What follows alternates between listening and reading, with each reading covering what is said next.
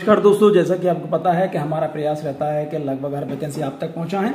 उसी क्रम में आज हम बात कर रहे हैं इसरो। आपने नाम सुना होगा, इसरो स्पेस एजेंसी, उसमें भी वैकेंसी है जो कि भारत सरकार अंतरिक्ष विभाग, भारतीय अंतरिक्ष अनुसंधान संगठन, समानव अंतरिक्ष उड़ान केंद्र, यानी अगर हम बात करें तो इसरो की, मुझे नहीं लगता कि ऐसा कोई व्यक्ति है जो नहीं जानता। उसमें वैकेंसी है, अपॉर्चुनिटी है। तो आप चाहें तो इसरो की वेबसाइट पर जा सकते हैं, चाहे तो आप HSFC human space flight centre पर भी जा सकते हैं। तो आप यहां पर जाएंगे, यहाँ पर डायरेक्ट आप करियर पर भी क्लिक कर सकते हैं। जैसे आप करियर पर क्लिक करेंगे तो आपके पास ये दो ऑप्शन आ जाएंगे, तो आप इस पर भी क्लिक कर सकते हैं। इस पर क्लिक करेंगे तो आपके सामने वैकेंसीज आ जाएंगी। तो वैकेंसीज पर हमें जाना है और अभी जैसे डाउनलोड हो रहा है, वहां की मैंने डाउनलोड कर ली है। तो आप यहाँ पर जाके आप इन वैकेंसी तक पहुंच सकते हो। और एक बहुत अच्छी बात है कि ये जो वैकेंसी है ये आ गई है। ये जो वैकेंसी है आप जब इसे क्लिक करेंगे तो ये हिंदी और इंग्लिश दोनों में बहुत अच्छा है, क्योंकि कई बार हमें देखने को मिलता है कि कई बार व्यक्ति आवेदन तो करना चाहता है लेकिन इंग्लिश में पूरा मैटर होता है तो वो आवेदन नहीं कर पाता। कई बार पूरा मैटर हिंदी में होता है तो कई बार ऐसे लोग होते हैं जो नहीं समझ पाते। यहां पर दोनों है, तो आप इस पर क्लिक कर देंगे तो क्लिक करने के बाद आपके सामने ये ओपन हो जाएगा। चलिए हम बात कर लेते। थोड़ा सा बड़ा वीडियो होने वाला है क्योंकि 36 पेज का है, क्योंकि हम कोशिश करेंगे कि जल्दी जल्दी वीडियो समझ। तो भारत सरकार अंतरिक्ष विभाग, भारतीय अंतरिक्ष अनुसंधान संगठन, समानव अंतरिक्ष उड़ान केंद्र, बेंगलुरु। जैसे मैंने कहा था इंग्लिश हिंदी का कॉम्बिनेशन रहेगा, बहुत ही अच्छा, मतलब ये बहुत अच्छा लगता है ऐसा। चिकित्सा अधिकारी चाहिए SC वैज्ञानिक चाहिए, अभियंता SC, तकनीकी सहायक, वैज्ञानिक सहायक, तकनीशियन B, नक्सान B, सहायक राजभाषा की भर्ती।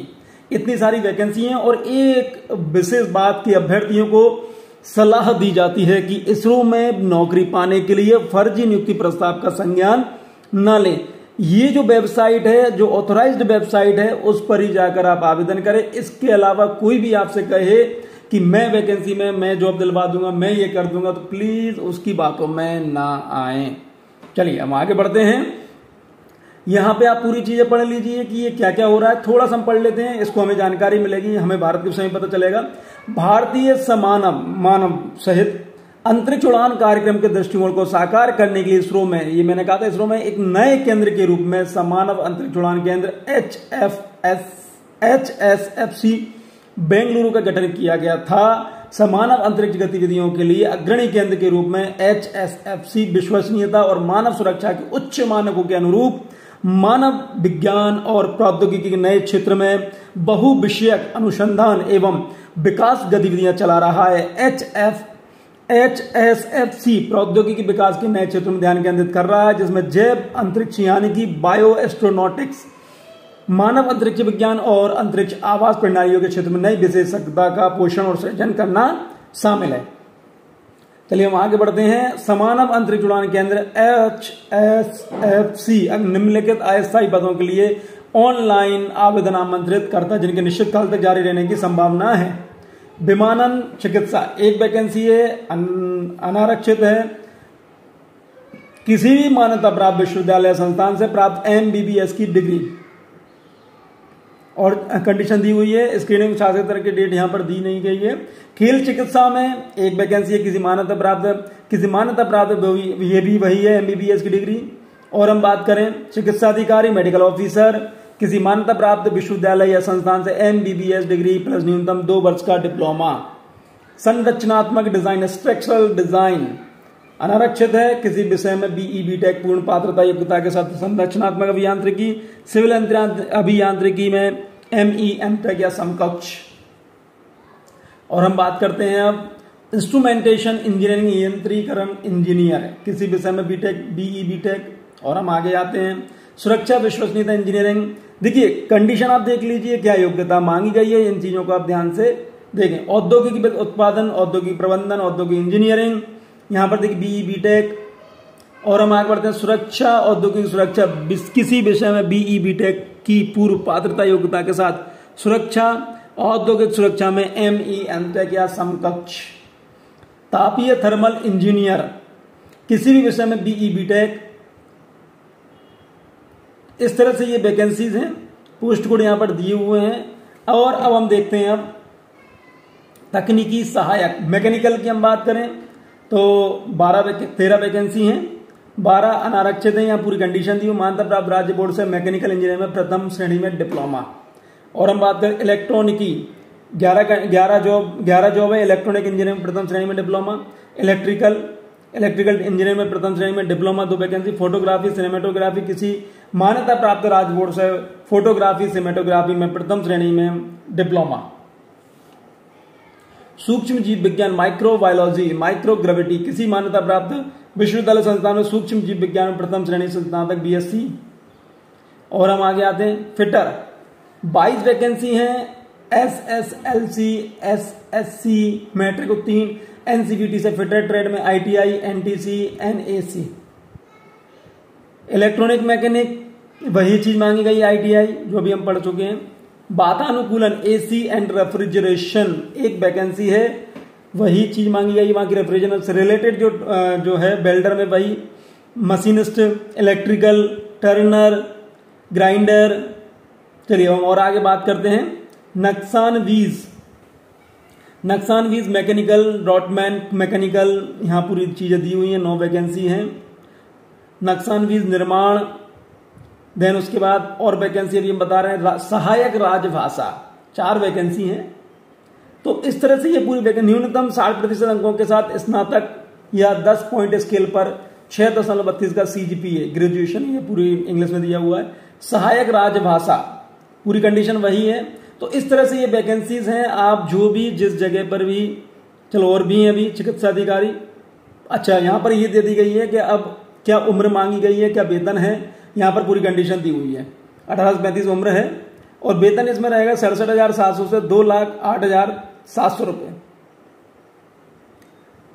यहाँ पे 56,100 से लेके 1,77,500 रुपये वैज्ञानिक अभियंता। तो यहाँ पर आप इन चीजों को देख सकते हैं कि भाई किस चीज में कितनी है। आप जिस भी फील्ड में जाना चाहें उस फील्ड के आप यहाँ पर वैकेंसीज, यहाँ पर उम्र, यहाँ पर सैलरी, ये पूरी चीजें देख सकते हैं। एजुकेशनल क्वालिफिकेशन हम पहले ही पढ़ चुके हैं, ठीक। अब हम इसके अलावा आयु सीमा भी अभी हम देख चुके हैं। यहाँ पर ऑलरेडी लिखा हुआ है कि जहां भी संबंधित वर्ग के लिए पद आरक्षित है वहां अनुसूचित जाति अनुसूचित जनजाति के अभ्यर्थी के लिए ऊपरी आयु सीमा +5 वर्ष और अन्य पिछड़े वर्ग के लिए +3 वर्ष, ठीक है।